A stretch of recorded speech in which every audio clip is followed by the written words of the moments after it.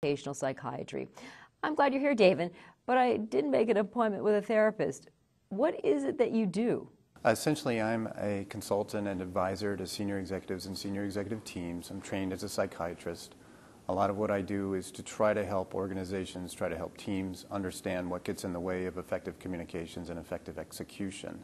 And I'd like to say thank you very much for the opportunity to speak with you today. That sounds interesting. So let me start with one of those chicken and egg questions, Daven. Do we focus on fraud and on preventing fraud schemes because the economic times are challenging, or is it there are more motivation for managers and executives to commit fraud when things are going bad? Well, that's a very interesting question, but as a point of clarification, I'm not a statistician or a sociologist, so it's hard for me to know whether or not the economy truly influences the incidents. They do have some sense that crime goes up with a poor economy, so my sense is that fraud would. But the question of motivation is really a very interesting one.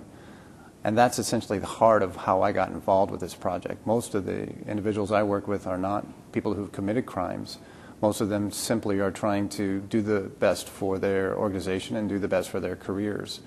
But the professionals in the study of fraud came to me and said essentially that greed is an old explanation for the motivation of why people commit fraud.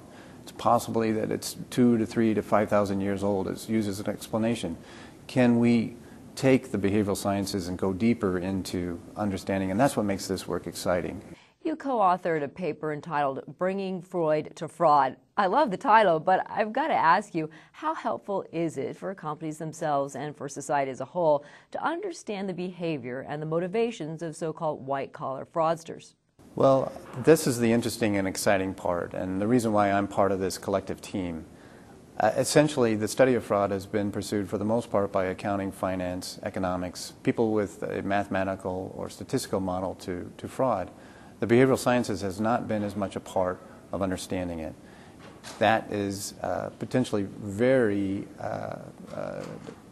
deep in terms of what we can learn and new ways of exploring and understanding. Starting again with the word greed. A lot of motivation is ascribed to greed, but what is greed? It's quite possibly a 1,000-year-old concept.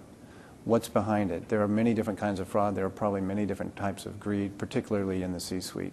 Also with us is Dr. Kelly Richmond Pope, an accounting professor at DePaul University who researches white-collar crime and forensic accounting.